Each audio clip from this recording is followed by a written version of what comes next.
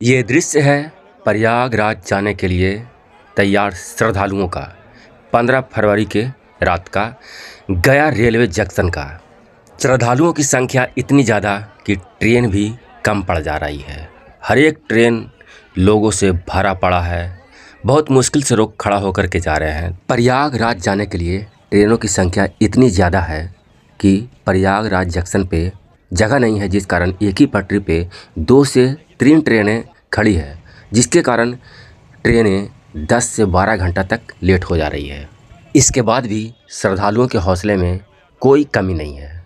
प्रयागराज जाना है तो भीड़ से बचने के लिए आप नैनी जंक्शन पे उतर सकते हैं। यहाँ से संगम दूर तो है, लगभग 12.5 किलोमीटर, लेकिन यहाँ से भीड़ कुछ कम है। नैनी से संगम घाट जाने वाले रास्ते में डॉक्टर श्यामा प्रसाद मुखर्जी सेतु मिलेगा, और यह सेतु है जो यमुना नदी के ऊपर बना हुआ है। यहाँ पे छोटे छोटे टेंट लगभग मेला क्षेत्र में पहुँच चुके हैं, और ये सामने रही यमुना नदी। खूबसूरत दृश्य यहाँ का, बहुत ही सुंदर दृश्य। और श्रद्धालु, ये रहा डॉक्टर श्यामा प्रसाद मुखर्जी सेतु, और यहीं से थोड़ी दूर पे मिल जाएगा नैनी ब्रिज। महाकुंभ मेला में त्रिवेणी में स्नान करने वाले श्रद्धालुओं की कुल संख्या 18 फरवरी को रात 8 बजे तक 55 करोड़ से पार कर गई है। यह दावा भी किया जा रहा है कि यह संख्या किसी भी धार्मिक, सांस्कृतिक या सामाजिक आयोजनों में अब तक के इतिहास की सबसे बड़ी सहभागिता है, सबसे बड़ी संख्या है। वर्ल्ड पॉपुलेशन रिव्यू प्यू रिसर्च का हवाला देते हुए यह भी दावा किया जा रहा है कि भारत की 143 करोड़ की जनसंख्या में 110 करोड़ सनातन धर्म को मानने वाले हैं। इस तरह महाकुंभ में त्रिवेणी में डुबकी लगाने वाले श्रद्धालुओं की संख्या सनातन धर्म के कुल जनसंख्या का 50% हो चुकी है। प्यू रिसर्च 2024 की एक रिपोर्ट के अनुसार पूरी दुनिया में 120 करोड़ आबादी सनातन धर्म को मानने वाली है। इस तरह पूरे विश्व के 45% से ज़्यादा सनातनियों ने संगम में आस्था की डुबकी अब तक लगा चुके हैं। और ये रहा यमुना नदी का खूबसूरत नज़ारा, जहाँ एक साथ कई नाव संगम की ओर बढ़ते जा रहे हैं और जिस पे श्रद्धालु सवार हैं। यमुना नदी में दूर दूर तक सिर्फ नाव ही नाव दिख रहा है।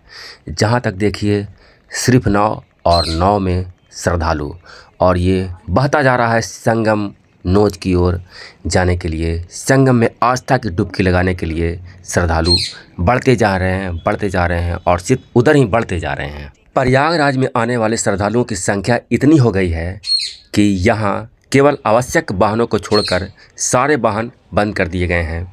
यही कारण है कि लोगों को 10, 12, 13 किलोमीटर पैदल चलना पड़ रहा है। अगर गाड़ी से भी आएंगे तो आपको यहाँ तक ही लाया जाएगा, इसके बाद आपको पैदल ही जाना होगा। लेकिन यहाँ तक भी अभी आपको पैदल ही आना है, क्योंकि संख्या बहुत ज़्यादा है श्रद्धालुओं का। इस चौक के बाद संगम की ओर प्रस्थान करेंगे। और ये रहा सामने बोर्ड जहाँ लिखा हुआ है संगम।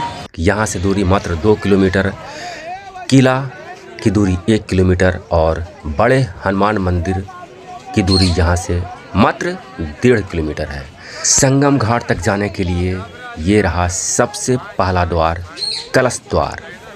महाकुंभ मेला 2025 प्रयागराज में आपका स्वागत है।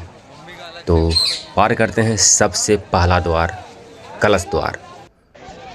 महाकुंभ मेला को भारतीय संस्कृति का महापर्व कहा गया है। यह बौद्धिक, पौराणिक, ज्योतिषीय के साथ साथ वैज्ञानिक आधार भी है इस मेले का। इस पर्व के शुभ अवसर पर स्नान, दान और ज्ञान मंथन के साथ साथ अमृत प्राप्ति की बात भी कही गई है। इस स्थान पर श्रद्धालुओं की संख्या देखकर अच्छों की आंखें फटी की फटी रह जाएगी। किस तरह से उत्तर प्रदेश की सरकार ने इतनी बड़ी भीड़ को मैनेज कर रही होगी, वही जानता होगा। अब हम लोग उस स्थान तक पहुंच चुके हैं जहां से नागवासुकी मंदिर मात्र 2.5 किलोमीटर की दूरी पे है, तो अक्षयवट की दूरी मात्र 1 किलोमीटर की दूरी पे है। और वो रहा सामने दूसरा द्वार। संगम घाट तक पहुंचने के लिए दूसरे द्वार का नाम रखा गया है कच्छप द्वार। जब क्षीर सागर में समुद्र मंथन होना था, उसी समय भगवान विष्णु कछुआ के अवतार धारण किए थे और उसी कछुए के पीठ पर मंदराचल पर्वत को रखकर बासुकी नाग का मथनी के रूप में प्रयोग करके समुद्र मंथन किया गया था और समुद्र मंथन से 14 अनमोल रत्न निकले थे। उन्हीं के याद में यहाँ पे ये कच्छप द्वार बनाया गया है और संगम घाट जाने का यह दूसरा द्वार है। कुंभ मेला। ग्रह नक्षत्रों के विशेष योग से भारत में 4 स्थानों पर प्रयागराज, नासिक, हरिद्वार और उज्जैन में 12 वर्षों में आयोजित होता रहता है। ऐसा विश्वास है कि जिन ग्रह नक्षत्रों के संयोग में अमृत की बूंदें छलकी थी, उन्हीं की पुनरावृत्ति पर कुंभ मेला आयोजित किया जाता है। हम लोग अब पहुंच चुके हैं सेक्टर नंबर 4 में और यहाँ पे श्रद्धालुओं की संख्या देखते बन रही है। खूबसूरत सनातन धर्म का सबसे बड़ा पर्व, न केवल भारत का बल्कि विश्व का सबसे बड़ा मेला है महाकुंभ मेला। और ये सामने रहा तीसरा द्वार, संगम घाट तक जाने के लिए तीसरा द्वार, और ये रहा सामने नंदी द्वार। बहुत ही खूबसूरत करतब दिखाते हुए छोटी बच्ची बहुत ही बैलेंस बनाए हुए इस रस्सी पे चल रही है वो, और ये रहा नंदी द्वार।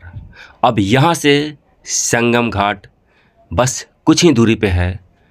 अब चलते हैं आगे की ओर। ज्योतिष के अनुसार बृहस्पति जीवनदायक तत्वों से युक्त है, इसलिए उन्हें जीव की संज्ञा दी गई है। शनि मकर और कुंभ राशियों के स्वामी हैं, जो संहारक तत्वों से युक्त है। सूर्य सिंह राशि के स्वामी हैं, चंद्रमा कर्क राशि के स्वामी हैं तथा मंगल मेष और वृश्चिक राशियों के स्वामी हैं और यह भी संहारक तत्वों से युक्त है। अब हम लोग पहुंच चुके हैं सेक्टर नंबर 3 में और ये रहा सामने संगम द्वार। ये रहा आखिरी द्वार और यहाँ से माँ गंगा के दर्शन होने लगी है। जय माँ गंगे।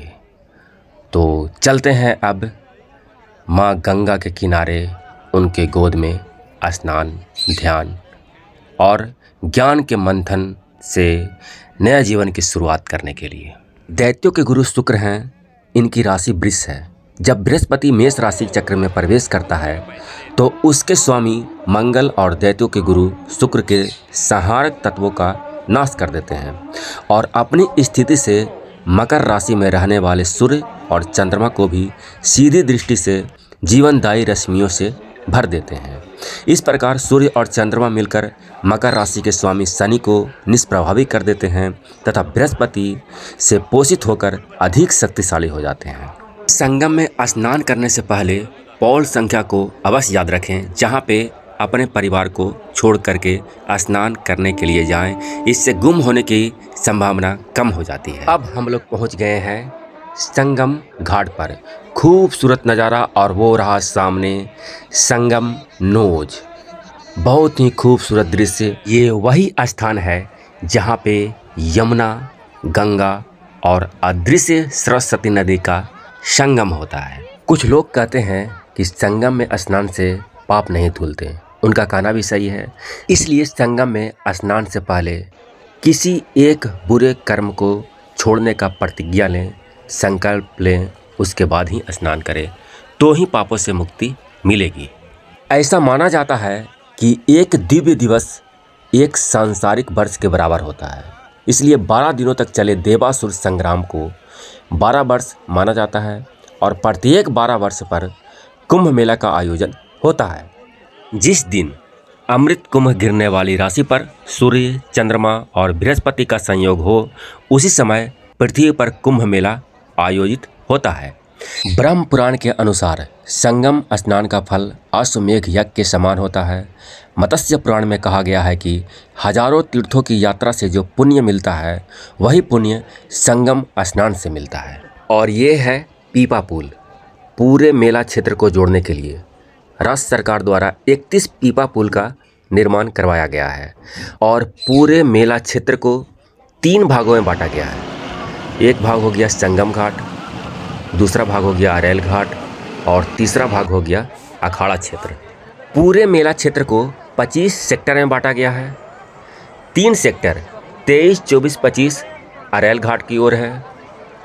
9 सेक्टर 1 से लेकर 10 तक, जिसमें 5 छोड़ देना है, संगम घाट की ओर है और बाकी बचे सेक्टर है जो अखाड़ा क्षेत्र की ओर है। इस तरह से मेला को बांटा गया है। वो इसलिए कि श्रद्धालुओं की संख्या अलग अलग घाटों पे स्नान करें, भीड़ ज़्यादा ना हो और सुरक्षित गंगा में, संगम में आस्था की डुबकी लगा करके अपने घर की ओर प्रस्थान करें। यहाँ के प्रशासन के बारे में तो बात ही क्या है। इतनी बड़ी जनसंख्या को मैनेज करना और सुरक्षित उनके घर तक पहुँचा देना बहुत ही बहादुरी वाला काम प्रशासन यहाँ के कर रहे हैं।